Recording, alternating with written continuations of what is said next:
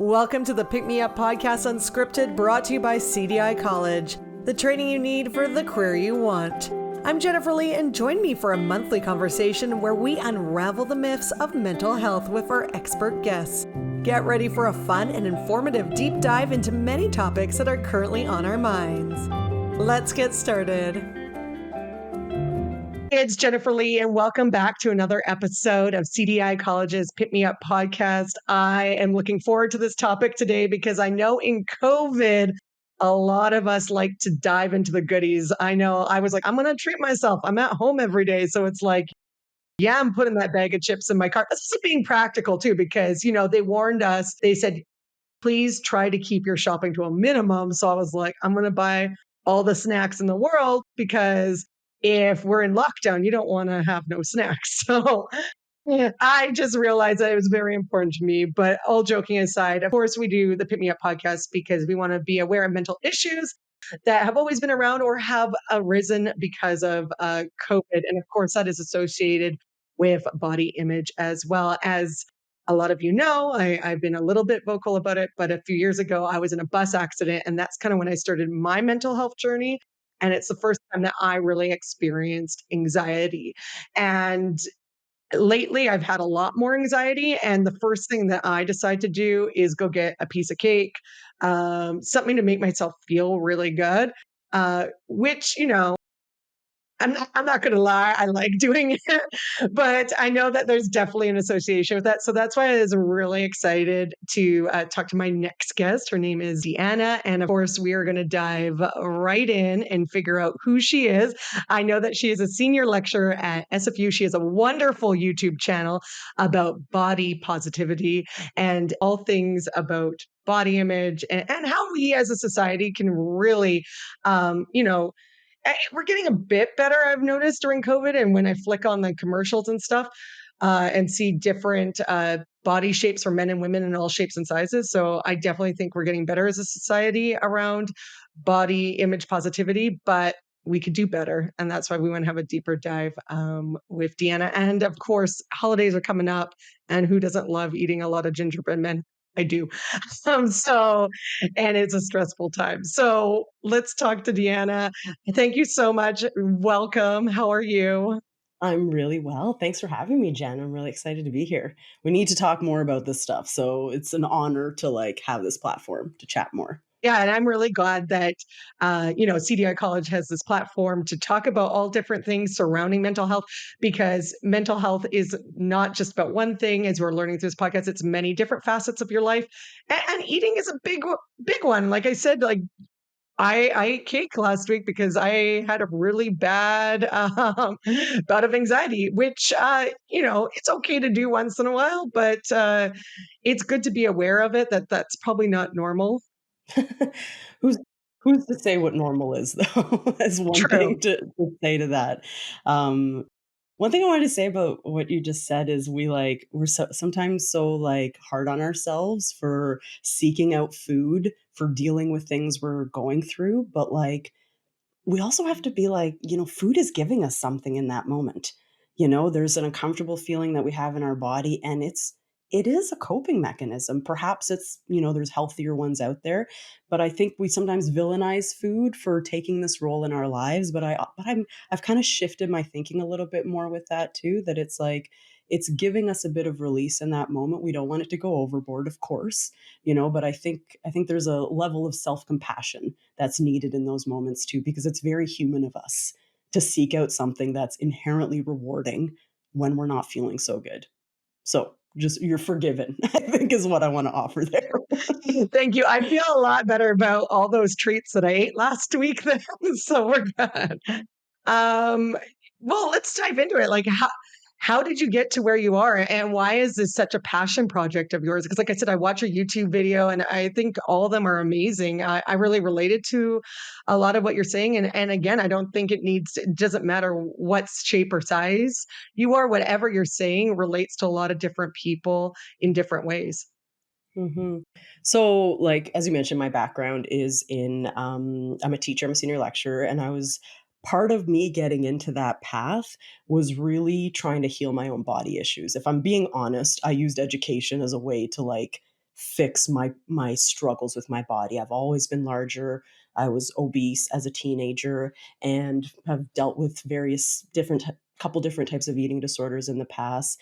And I really thought that like science was the way to fix all my body issues. And I just had to find the trick. I just had to find the right diet. I just had to find this thing. And I notice in my students that happens a lot too, where they're like looking for the perfect diet to heal all their body issues, and that really shifted my perspective a lot into I teach a first year health class and we talk about how health is complete physical, mental, and social well being.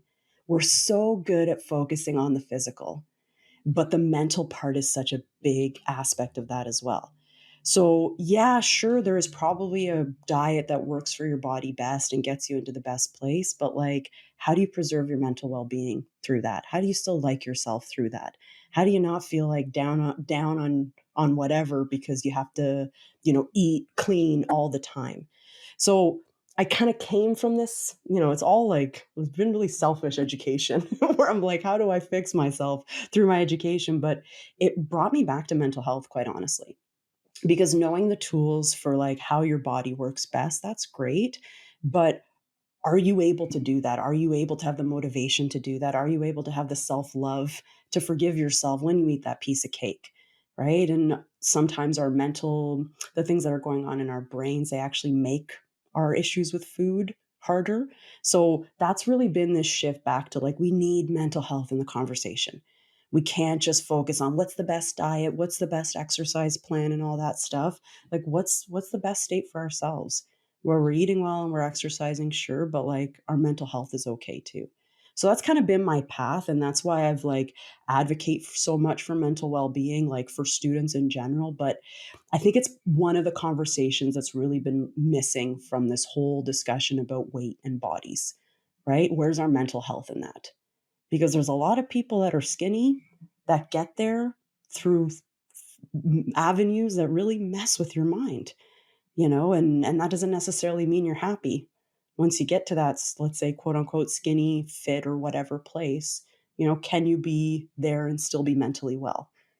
So we need this in the conversation, and it's not enough in the conversation. So that's kind of how my career path has led me to these kind of conversations. I think you touched on something in there. Like you talk a lot to students. Of course, we're a college podcast. And this is something that a lot of people don't realize is when you're first starting off as a student, either it be a college, a technical college, university, a lot of us students don't have a lot of money and you're going to school all the time. So diet is not actually really that healthy for a lot of students. Like I know kids were making tomato soup with ketchup and milk together. My goodness. That's the cringy part. But it's true. A lot of kids struggle and they're struggling to get the proper nutrition because they always put in their heads too, like if you don't have the proper nutrition, you can't learn. And then you have the other stresses of getting good grades or you're trying to pay your rent on top of it if it's the first time you've moved out and maybe you're paying your tuition. And there's a lot going on. So what do you usually suggest to your students during like the stressful time of school? I know, and and you brought up so many different things, and like it's really an individualization thing because like certain people have more money, certain people have more access to fresh fruits and vegetables and others don't. So I think you always need to work with where you're starting from, right? And you're not going to get it perfect, and you don't have to figure out your perfect diet and follow your perfect diet for the rest of your life perfectly. Right? So uh, it's a tough one, but I would really recommend for students to, stick with the staples, find foods that they like that are fit into the basic healthy category. And the one healthy category that I'm always push for is like whole foods, just like real foods, like fruits and vegetables. Yay. We don't eat enough of that. A lot of students eat a lot of prepackaged foods because it's easy and it's convenient. But are there some foods that you can pick up from the grocery store for cheap that you like, right? And that you can just always have around you so you have that option. A lot of the reasons why I remember when I was a student, why I would eat such crap is because you're so busy doing everything else that food becomes an afterthought, right? So it is a bit of intention setting. It is a bit about priority setting as well, of knowing like, no, I feel better when I eat better. So this is something that I want to think about. These are the foods that I, let's say, want to eat this week, or I want to stock my fridge with. This is how I want to meal plan. This is what I'm going to do when I go to the cafeteria. These are the foods that I feel comfortable eating and that feel good in my body. So again, there's no perfect formula for each person, but you have to kind of consider your variables and not, I think one thing I would suggest is not waiting till you're super stressed and busy to decide on what to eat, because you're going to go for the easiest thing. You're going to run to the convenience store, you're going to run to the vending machine because it's easy. So if you can pre-plan things, you can bring things with you, right? It's probably going to save you money, right? And it's going to be, better to manage those things.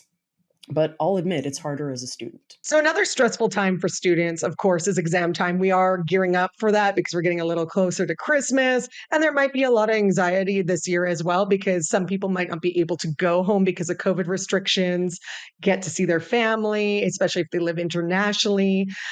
So what are your tips and tricks for kind of keeping that healthy eating style? Because I know when I was a student and I had an exam, I was like, yes, bring on the gummy bears, bring on the chocolate. I deserve it. Like, which you do. School is hard. So I'm a big advocate of like, treat yourself. But I guess we have to treat ourselves in moderation. Yeah.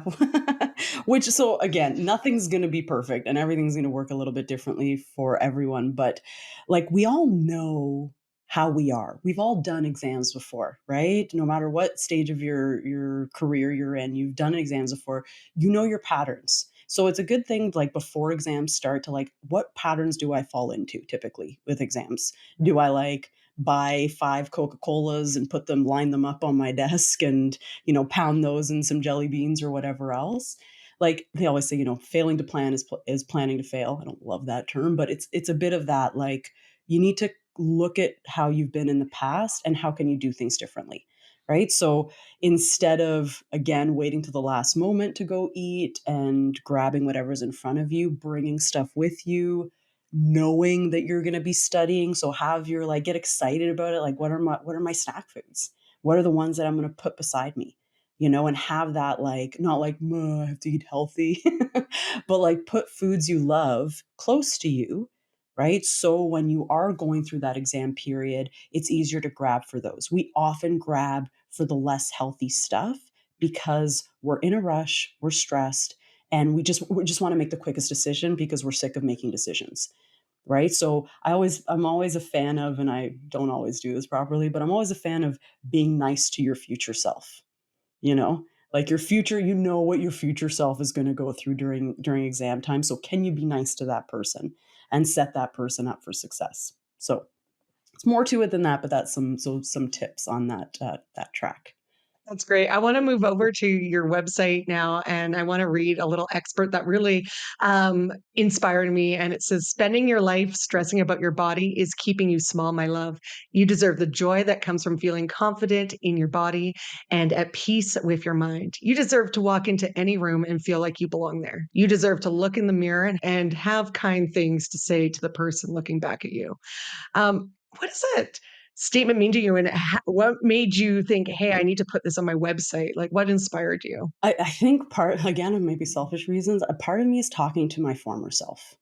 Part of me is talking to all those young women, young men, not even young, like all ages, who have spent their life shrinking themselves because of the way their body looks.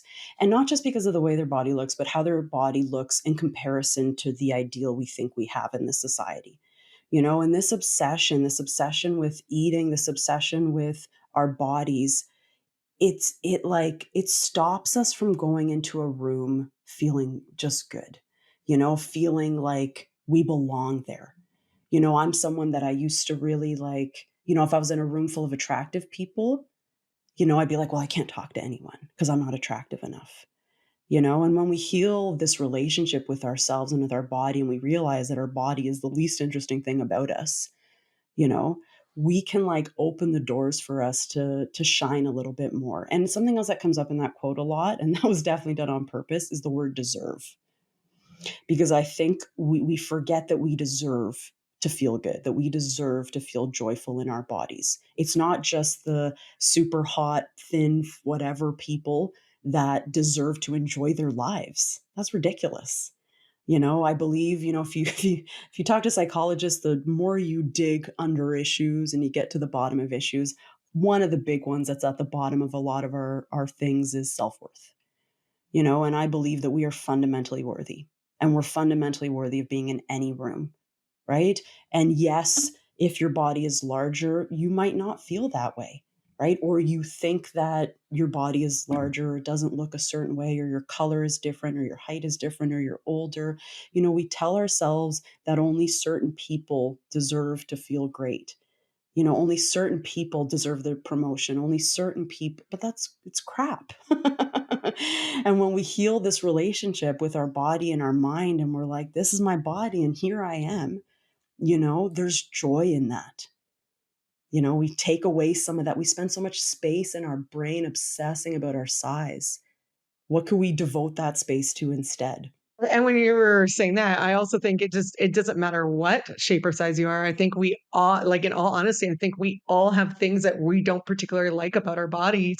And for me, yes, I am a smaller person, but my calves are apparently not the normal size in society. And I remember last year I was trying to get boots, and like the lady boot shamed me at the place. Like maybe you need to go somewhere else for wider boots. And I was like, I'm like, oh, you just feel Yeah. bad, and you're like, it's hard because we all deal with this, and you're like, that's what society says, that I need to fit in that boot, but that boot or that skinny jeans are not a realistic pant. I don't know who buys them, because I don't think anybody can put their leg through that skinny pant. I sure can't. But it's something I can't change about myself either. Like I bike ride, so it's muscle. They'll never be the size to fit into that boot or skinny pant. And you got to learn to be like, well, how do I rock these calves, right? First of all, I'm also someone with big calves. I call them Bedoya calves. They are definitely genetic and they're wonderful, I would say, as I'm sure yours are. But what you brought up there too is that, like, you make a really good point that as much as you like can try to celebrate yourself and feel good in your body, there are messages out there that mess with us, even if like the person doesn't mean anything by it. Sometimes we go, and shopping is one of the hardest things for men and women, right? You walk into a store, you're like, it's all looks so beautiful, but a lot of that stuff is made for certain sizes, and you try certain things on, and you start to, you can't stop the script sometimes from going and saying, well, my calf doesn't fit into this boot. And then where do we go next? Sometimes I won't put words in your mouth, but if that was me, I would say my calves are too big. I'm fat. I'm ugly. I'm never gonna, my old script would be, I'm never gonna find love. Like, it's funny how we jump from one thing to another with something as like benign as these boots don't fit my leg because they're made for someone else's leg. But it's hard. It's one of the hardest things about celebrating your body is knowing that the messages out there are gonna come up on that. They're still gonna push you. Clothing is just an unrealistic expectation for many shapes and sizes, because like you said, the clothing is designed a certain way. And so I know a lot of people that are smaller and they don't fit into it. There's a lot of people that are maybe a little bit more voluptuous and they don't fit into it. So clothing really fits like a rare size. And I think that's the thing. Once I talk to my girlfriends and guy friends, it's like we're all dealing with these similar issues. We all have our unique journey, and I'm not taking that away from anybody. But we all have that dialogue in our head. And it's so interesting to me because I think it is a Western culture thing, because while researching this, of course, there's many other cultures around the world that accept bigger body types. They love hips, they love curves, because it means fertility and babies and healthiness. Like they're healthy, like they don't look sickly. So I think it's like, how do we take these destructive norms that we've created in the Western culture, continue to move on? Like I said, I do think it's changing a little bit, because I recently saw a jean commercial with a girl from SNL, and she's got a beautiful, voluptuous body. And she's there dancing with other women in all shapes and sizes, a pear shape. Like, and it was nice to see because, hey, like I said, jeans are a whole other issue. I am definitely a pear shape. I have a little bit of in the bottom. Amazing.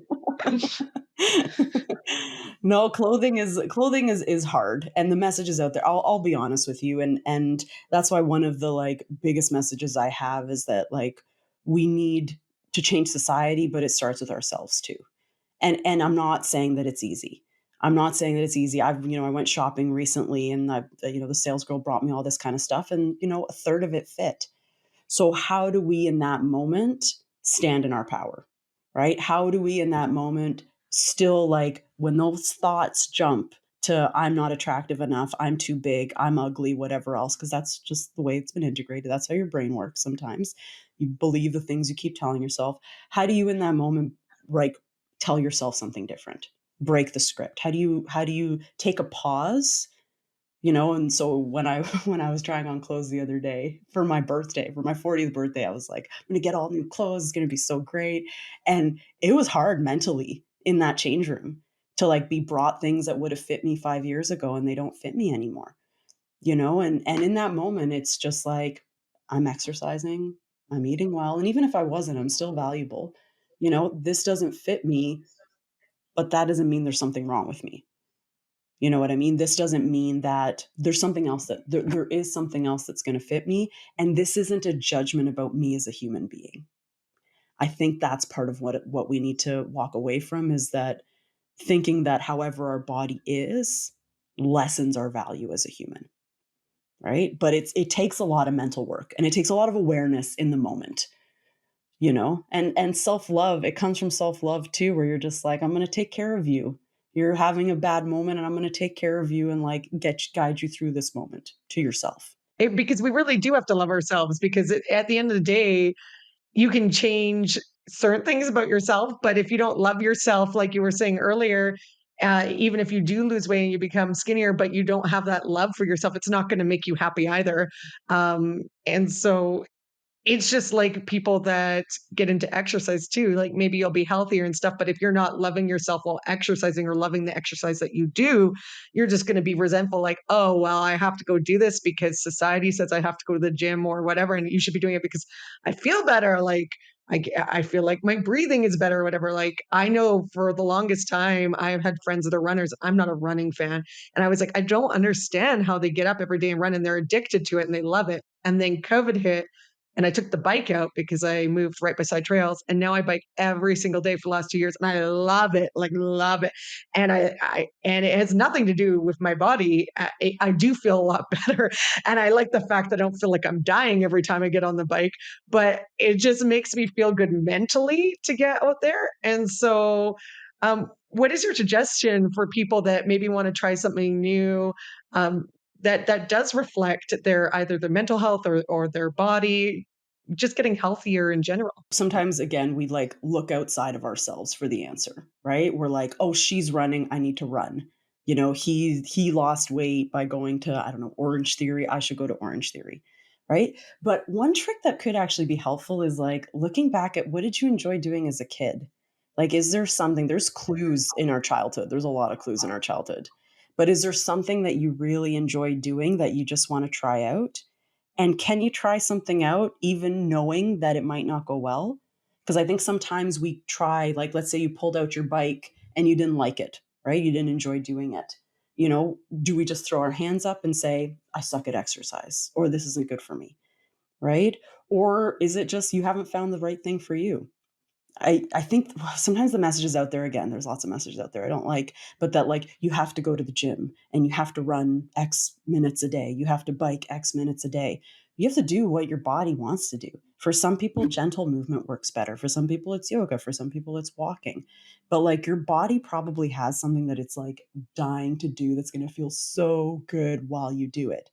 Right. And you brought up a great point that it's not just about, like, how your body's going to look in 3 months to a year. It's also about, like, how do I feel right now? And how do I feel afterwards? I did a workout this week. Oh my God. I haven't done this kind of workout, strength training workout, in a while. And I left it. I'm like, I felt freaking amazing for the rest of the day. We don't focus on that feeling. We focus on the Result. future, Like, we want the the result. result. Yeah. But then we're never happy, because it's always like the result is in the future. And it's like, okay, well, when I get the result, then I'll feel happy. right? And this is something that really compromises our mental health too, is we always think that happiness and joy and all these things are at this future later date, once whatever, right? But when we focus on like feeling good now and showing up unapologetically as we are right now, joy is here with us all the time. It's like with part of my spiritual beliefs, but it's within us all the time, right? So how do we tap into that joy and not just think that it's in the future? Because it's not. It's really not. A lot of people, they lose weight and they're not any happier. We should do another topic another time about the result, because like you said, is the thing, it's like we're always going for result, and like you said, the result doesn't usually always make us happy. We never can live in the moment. I do it myself. But when you do stick long enough, something like biking, like I did notice positive changes in my health and in my body, which did make me feel good. And so but I did it a long time because I like doing it. And I think that's the thing, is like if we can get to that point, then eventually you will get the result, but you have to love doing it. So the workplace has changed a lot. Of course, a lot of people are working like I am right now from home. A lot of people might not enjoy the fact that a lot of their meetings are on Zoom because, the camera is not always that flattering to all of us. I don't always necessarily love being on the camera, especially for work meetings. And of course, some of us are going back in the office. So, how do we encourage positivity in the workplace? Because a lot of us might also, if we're heading back, feel a little self conscious because, like myself, maybe my diet has not been super healthy during COVID. Yeah. and I'm going to go back to this kind of same answer, which is it starts with us. It always starts with us, unfortunately. We always think that we can change the world by changing other people, but we have to change ourselves and change our own vibrations too, right? So part of the beginning of that is like being accepting and just like loving with yourself, even if your body has changed, because it's changed and so many other people's bodies have changed. And one thing we need to be careful of is how we judge other people for how their bodies have changed too, because we can't help it. We're judgmental people. Well, that's humanities. We're judgy, right? We see other people and we notice things about their appearance right away, and then we make associations in our brain. So as I kind of keep talking about, we want to like catch those things and see like, oh, like you can't help it. You see someone, you're like, oh, she's gained weight, right? You see it. It's just like it's a statement, but then we add a value judgment on that, right? Then we say, oh, look at her, right? Like, oh, I haven't gained that much weight. We make these judgments to other people because we're also kind of judging ourselves in the process, right? So part of changing this mentality around, our bodies and in whatever setting is like, it's self-compassion and it's exterior compassion, right? And just again, getting back to the fact that no one's worth is based on their body. We are fundamentally worthy. I fully believe that. And no matter how your body's changed or how anyone else's body's changed, that doesn't change their soul, if you will. That doesn't change their mind, if you will. Right? So the answers I keep coming back to is we got to start with our own stuff and like face our own stuff too, and our own judgments, because we are judgmental. And another judgment that I think we focus on, and I love what you say in your videos, is like labeling food as bad and labeling food as good. And I do that all the time. Well, that's a good food, so I should be eating that. Or that's a bad food, so I shouldn't. Like every time I eat a chocolate bar, I associate it with bad. I ate a whole bunch of those mini Halloween chocolate bars too, which are delicious, but I shame myself for it afterwards. How do we get around naming food as good and bad? Because maybe not the really sugary, high processed foods, but there are, more healthier foods that do have good qualities and bad qualities to them too. Like an avocado, you always hear it's good but bad. Yeah, yeah. And I think maybe the nuance that I was trying to stress in the video is the word good and bad.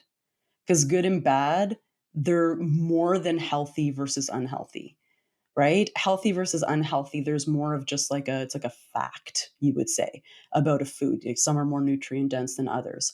But with good and bad, there's a value judgment.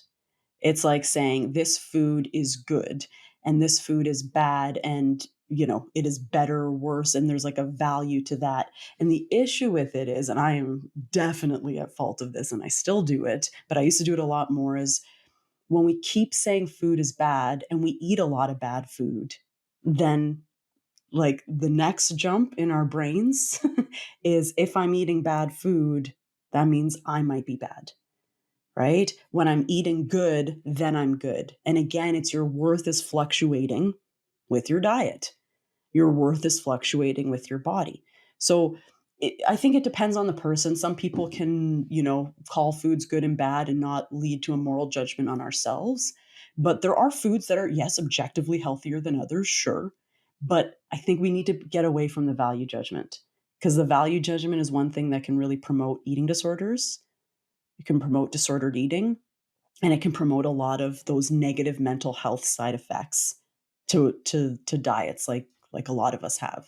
So this is something I work on a lot. And I'll be honest with you, when I used to, back like 15 years ago when I started teaching nutrition, I would do that. I would say good foods versus bad foods, and it's just a change in language so I can like stop the judgment part of that, right? Because judgment, shame, and guilt are like right beside them, right? And shame and guilt keep us stuck, and they often promote eating disorders as well. So we got to be careful with those. Language is so important in 2021 as we're learning. And I think it's important to get rid of this language of skinny, fat, good, bad. There's a whole bunch of them, and just celebrate ourselves. I know it sounds cliche, but that's really what we need to do. And that's why it's been so lovely to talk to you. If people want to find you, how can they? Tell them about your wonderful YouTube channel before we head on out here. Absolutely. So DianaBedoya.com. I am in the process of creating some awesome courses for people to learn more about nutrition and their bodies. YouTube channel, if you just YouTube Diana Bedoya, you will find me. It's easy to find. And then there's my Instagram, which is the Diana Bedoya, Diana Bedoya. So those are all avenues to reach out to me. And it's been so fun, Jen. Thank you. Thank you so much. And of course, if you love listening to Deanna and love our conversation, you want to check out the CDI College website, cdicollege.ca. They have tons of programs. Right now, they have many healthcare programs. And one of them, of course, is the social worker program, but they have many different areas. So please check them out, because they will have a program for you. So thanks again, Deanna, for coming onto the Pick Me Up podcast, brought to you by CDI College. And of course, we'll talk to you next month. Thank you for joining us for another episode of the Pick Me Up Podcast Unscripted, brought to you by CDI College, the training you need for the career you want. Make sure to continue the conversation by following us on our social media pages. Also subscribe to our YouTube channel so you don't miss any episodes. And for more information about CDI College, check out our website, cdicollege.ca. Talk to you next time.